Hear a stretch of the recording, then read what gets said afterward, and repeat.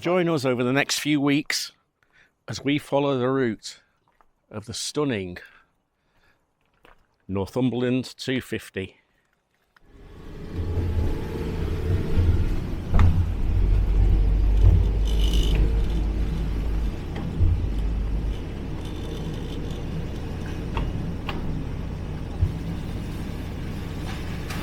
Certainly blown the leaves down, hasn't it, the last few days? Yeah.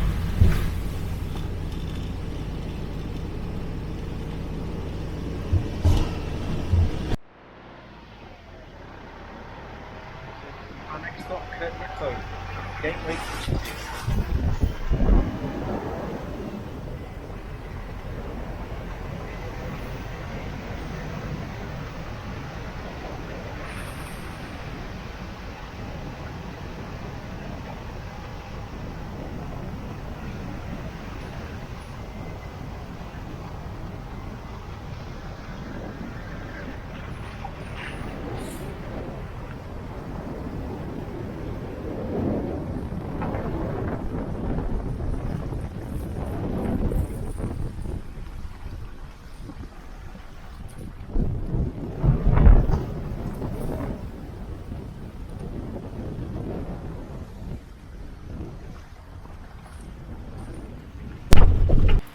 So first here in Kirk Yetholm is a memorial.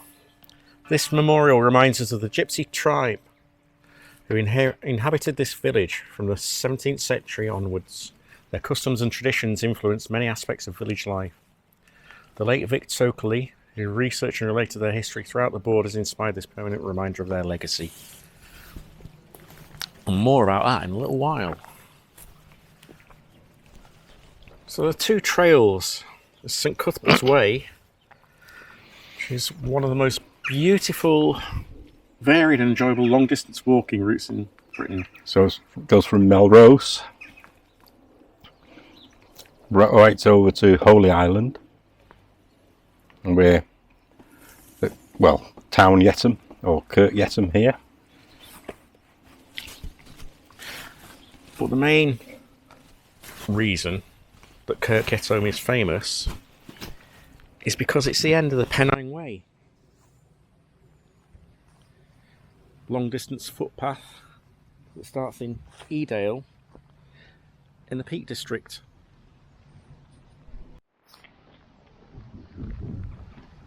This pub, the Border Hotel, is the official end of the Pennine Way.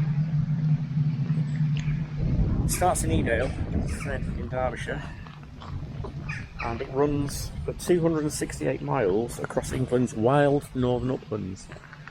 And many thousands of people have walked it each year. The route follows England's rocky spine from the hills of the Derbyshire Peak District and the Yorkshire Dales, through the stunning Swaledale Valley, across the North Pennines and over Hadrian's Wall, and in Northumberland to the Cheviot Hills, ending in the Scottish borders in Kirk Yetholm, just here. The end of the Pennine Way. And if you have a look here, it's where hikers at the end of the trail leave their boots. Well worn, I'd imagine. Yes. I'm glad to get them off.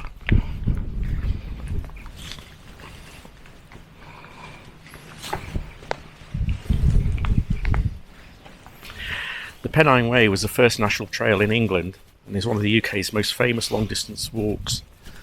And it was officially opened on the 24th of April 1965. I was just over a year old. And it paved the way for public access to some of England's wildest landscapes. With a combined ascent that exceeds the height of Mount Everest, the Pennine Way is arguably the most challenging national trail in England. And the route is recommended for experienced walkers who want a unique experience. But a lot of people don't actually walk it at once. They walk it in stages throughout over a few years. The route is hilly and often quite remote. The terrain's varied.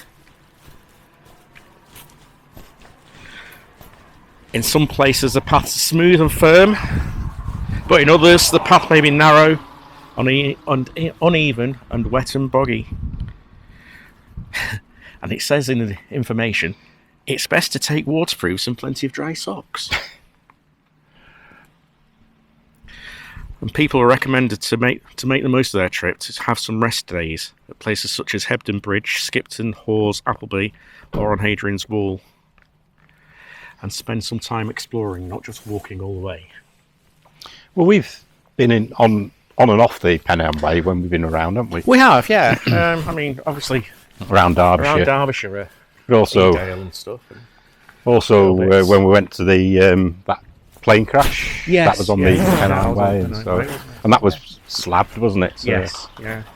Which in some ways is a bit sad, isn't it? it is. Slab, but they also do it to protect the ground, don't they? Because it's so well worn that it's just eroding. So we're actually back up in Scotland, aren't we? Yes, we've crossed the Yetholm. borders again. It's a nice little village. It is. But we've got to go and find a palace now.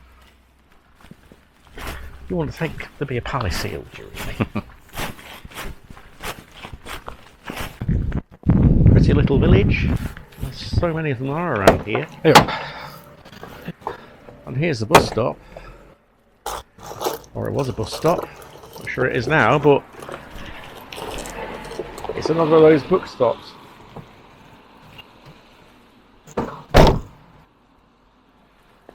And there's information again about the Pennine Way, saying the weather can change rapidly at any time of year, and the going can be rough and strenuous. But here's a book stop. These are brilliant things. Do you have these in other countries? If you're watching from Australia, the US, Canada, wherever, do you have places where you can drop off books that you've read and swap them for another one? Or is it just a UK thing?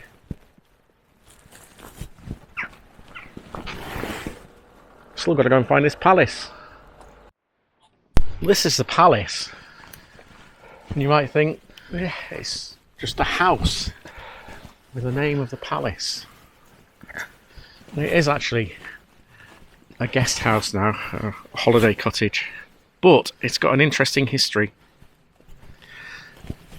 Kirk Yetholm has been regarded as the home of the gypsies of Scotland and northern England for over 300 years. And Gypsy Palace, this place, is famous the world over as the royal residence of both Queen Esther and her son and heir, King Charles Far Blythe. It's said that Queen Esther became very popular receiving the gentry from far and wide, who visited her here, especially to hear her words of wisdom.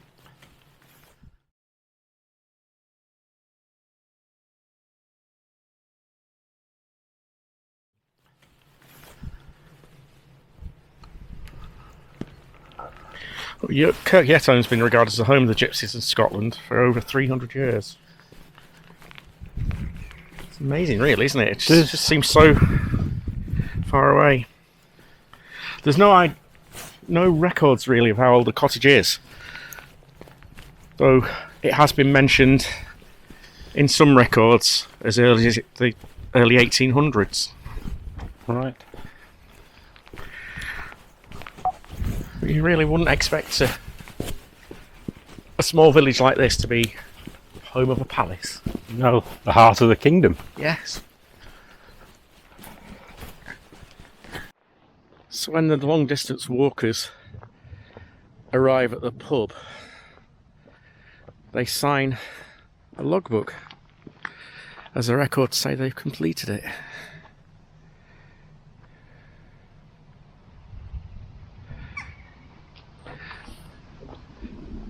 We didn't find a coffee though. There's no cafes actually in Kirk Yetholm. Coffee's at the pub, but the pub doesn't open yet. We're a bit early. So this dog is a Dandy Dinmont Terrier, known for their distinctive top knots. I've known a few people who've worn top knots. The twin villages of Town and Kirk Yetholm lie on both sides of the Beaumont Water and date back to the 13th century. And for many years the only road into Yetholm was from England, even though Kelso is only 8 miles away. The name Yetholm means gate town. This board says it the other way around. Pennine Way starts in Kirk Yetholm and ends in Edale, Derbyshire. St Cuthbert's Way also passes through here from Melrose to Linders Farm. Yetholm was home to the gypsy muggers and the gypsy palace, and gypsies first settled here during the 1700s, as we've already said. The name of muggers in these days was to make mugs, as they were potters, and a few known dandy breeders came from here. So Yetholm became the centre of dandy breeding in the 18th century. Queen Victoria had one. French King Louis Philippe had one. And they were often dog-napped and sold in London. Sir Walter Scott had a close association with Yetholm, and several of his fictional characters were based on real people from the village and the surrounding area. This included Jean Gordon, who was Meg Merrilies in the book Guy Mannering. Another character in Scott's book was Dandy Dinmont, who kept a pack of the mustard and pepper terriers, and who may have been based on real border farmer James Davidson. I don't know, I've never read Sir Walter Scott, have you? No. So that's Kirk Yetholm, which is on the route of the 250 and the end of the Pennine Way. Or start, according to that board. And we said a few minutes ago, well worn. Holes. Yes, I bet a few people have been glad to take those off and leave them, never to see them again. They smell like warm boots as well, don't they?